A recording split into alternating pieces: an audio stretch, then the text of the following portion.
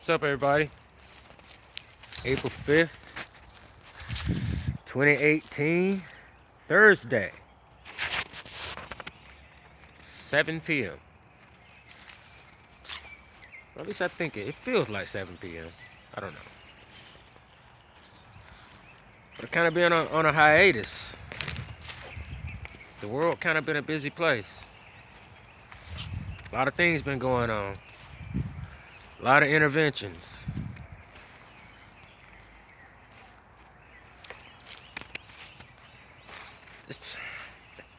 I be having a lot of stuff I want to say, like always. But I be wanting to keep it brief. Because the more another person talk, like I said, the more what I'm saying gonna manifest with you. So I'm gonna try to do like I normally do. Well, I'm gonna start doing it now. I'm gonna stick to the basics. Here are the basics. Some people in this world were born different. It's in your blood. And like blood, like anything else, it always started from a source. Started from a base. To my brothers and sisters out there that, church scholars, I want you to take a good look and actually analyze all, the men that Jesus and the men that the Lord in the Old Testament. Look at the people that he worked with. Look at their lives and look at what was going on with them in those times right before he put his hands on them. Think about what qualities that they had that made them stand above everybody else. And then actually think about, if you're watching this and you know what you are, think about what you are now. Think about how as the days going by, that right there and this right here, you feel it. You know it. You should be at the stage right now you ain't even guessing. There is no more guessing. You know. And you understand what's expected of you. Yeah, that good old sense of responsibility. Everybody love that, right? Tell you what. We're going to start doing a few pop quizzes. I'm going to start testing y'all minds real quick. I don't even know if I'm right, but these are some things that float. They come to my mind. So I ask myself half the time I'm thinking about this stuff, where did that come from? Where did it come from? Like this, for instance. Every person that God worked with in the past, well, almost everybody. People like David, Jephthah, let me see, Barak, Solomon. Man, there's a lot. Moses. I mean, just think about what those people did when they actually came down, to saving their people. Do you honestly think they thought that they were going to win? It wasn't that they thought they were going to win. It's just that they were confident. Because here's that confidence. Here's the confidence that I have right now. I don't know what God has planned for me. I don't know what's going to happen in the next 2 to 3 seconds while I'm here on this earth. But what I do know is that any given moment, even right now, this second, I'm ready. Because I know it's coming. And I fully understand that if he working with me like this here, then he already has something greater for me ahead. So, death and all of that, come on, man. No. Only thing I fear in this world is disappointing God. That's what I fear. I'm not perfect. You're not perfect. Nobody's perfect. It never will be. We weren't designed like that. Here's another weird fact. I hear a lot of people talking about, the 144,000. They say that they're going to be virgins. They say all these things. But do anybody ever really pay attention to the scriptures? Do anybody ever really pay attention, like, to the base? Like, does anybody ever go back to the Garden of Eden? For us who believe that, it's all about what you believe. But think about it. You go back to the Garden of Eden. Our Lord created the whole world. The light, the dark, trees, birds, everything. Then he created a man out of his image. Made him from the earth. Breathed the breath of life in him and gave him infinite knowledge. Let him name and do everything. Full control. But the man, he was incontent because he was, he was alone. He was one of a kind. So, our Lord took it upon himself to create him a mate. A woman. She was made from him. Hence the word woman. Means from man. Now, imagine this. She was made from him, right? God breathed the breath of life in her also, right? But at the same time,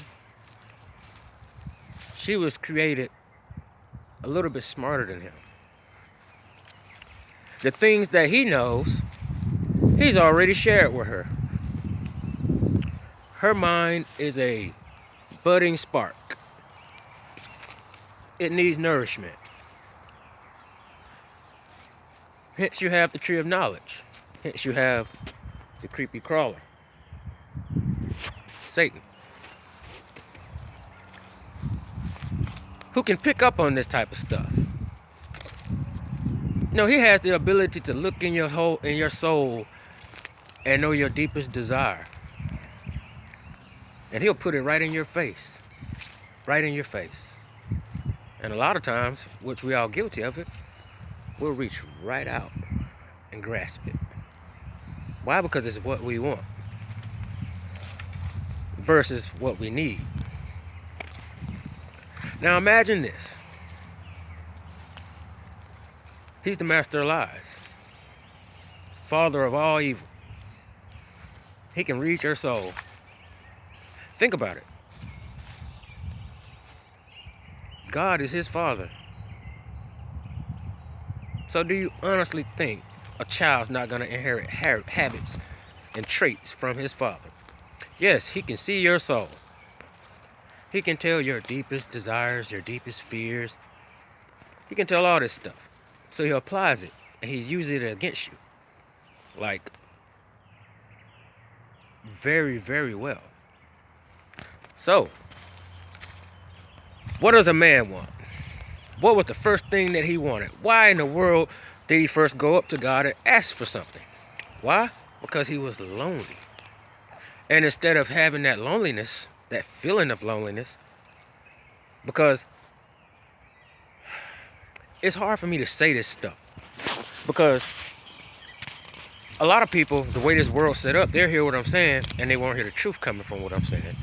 It'll be dissected and it'll be brought up and it'll mean something totally different. Women are beautiful. Without women, you would have nothing. And women are one of God's first. Think about it. A woman was a man's first temptation. Think about it. If God is our Father, by him creating a woman, that was his first test. He wasn't testing the woman. Because at the end of the day, if you go by how Scripture's written, it's a man's role to protect his woman. It's your job. It's your duty. When your woman fails, the man fails. Sometimes. Like I said, a lot of people might not agree with these thoughts. But women are more spiritually adept than men. Yes, you are. I mean, you got to think about it. If you weren't, why in the world would Satan go to the... Why didn't he go to Adam? Why not?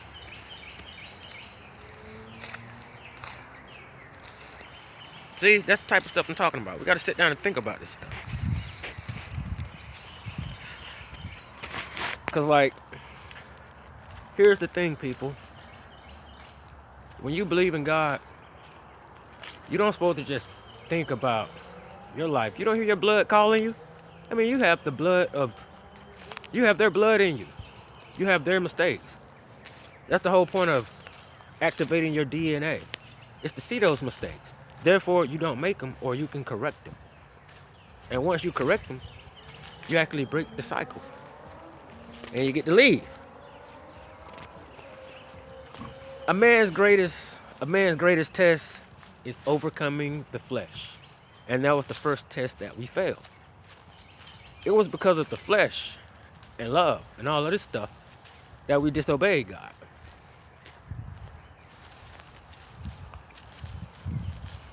I know you're probably thinking like, it's impossible to love God and honor God and love my woman. I used to think the same thing. I used to be so conflicted and so confused. I used to be out, I'm not gonna lie, I used to be out cheating and all kinds of things. Because I always felt like something was missing. Like, what is it missing? She's not giving me this. So something's missing in my soul. But in actuality, when you marry someone, being trapped in this flesh on earth, are you kidding me? That's your ticket out. It's all mental. If you can overcome your flesh and your desires and fully focus your mind on a set of, I'm gonna say it, a set of rules and guidelines given to someone you've never seen, never heard, and if you can follow that, think about what I'm saying. Because sometimes I'm talking, and like I said, I don't be knowing where this stuff come from. It's just... So I sound crazy sometimes. But it's exciting. It's extremely exciting. But what I'm saying is,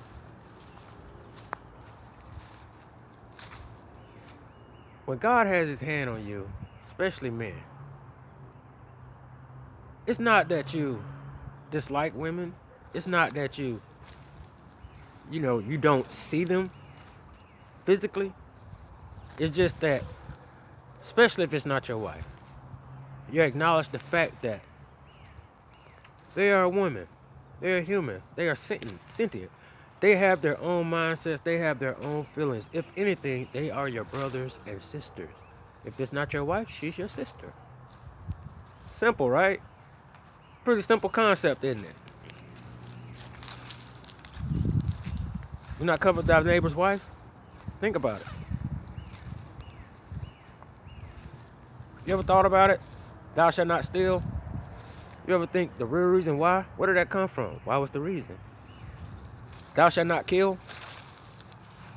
You shouldn't. No matter what. Even though it's in our nature. Think about it. We ate from the tree of knowledge. Who knew how to kill before that? Who was the first person to murder someone? Cain. How did he know how to do it? Why did he do it? You got to think about it. These are days where... Now I'm going to take it back to the RH negative level. Because this is something I have experience with. Can you imagine being the son of Adam? Who is the son of God. And You're showing your favor to God. You're making sacrifices. Now, there's no technology in those days. There's nothing like that. So how in the world are you going to know God is giving you a sign? How are you going to know? How? Because you are RH negative. Therefore, your body reacts off the atmosphere. Therefore, your body reacts off the energy. Therefore, when God is pleased with you, you can tell because you are pleased with yourself. It's a more of a humble feeling. It's not ego. It's not it's kind of like this. Two kids run to a dad. Both kids running up laughing and playing. But at the same time, two kids can have two mindsets. One can be genuinely happy to see their father and just want to please him. Just for to please him to make him feel good. Whereas the other one wants to be genuinely happy and pleased to get rewards. Ego. Now, think about it. How do you think that he realized, we're talking about Abel now. How do you think he knew that God accepted, his sacrifice?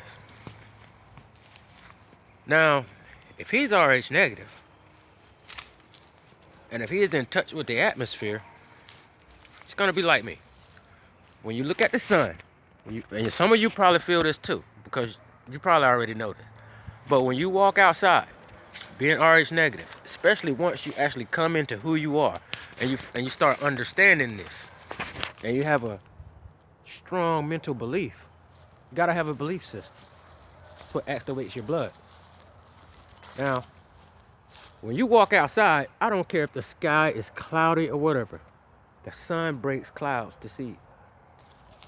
It breaks clouds. Why? Because of your energy. Because of your blood.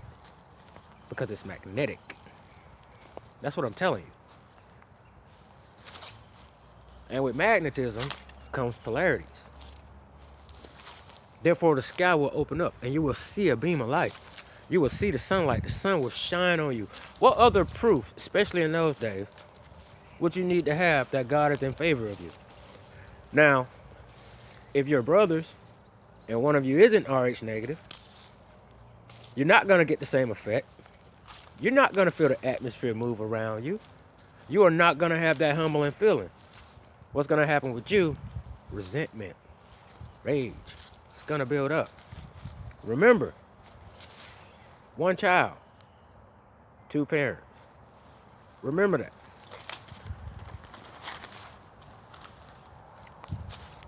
Just some quick thoughts. Like I said, I don't want people to think I'm crazy. It's just that I guess the whole point of this is trying to tell. I want to just let, especially my mom and everyone know, everything that I do is in the name of Christ Jesus and our Lord God. Every act, every word, everything I do is to pass on what I know, because I'm going to actually have to do a video on dreams. I hear a lot of people's dreams, and I see them, you know what I mean? Has anyone ever noticed that if you really listen to other people's dreams, and then you actually recall your own dreams, they're like pieces to a puzzle? Especially if you got a good memory. Like if you can remember stuff people say, and you can remember your dreams, or you can write it down. Pieces to puzzles. It shows you a really big picture.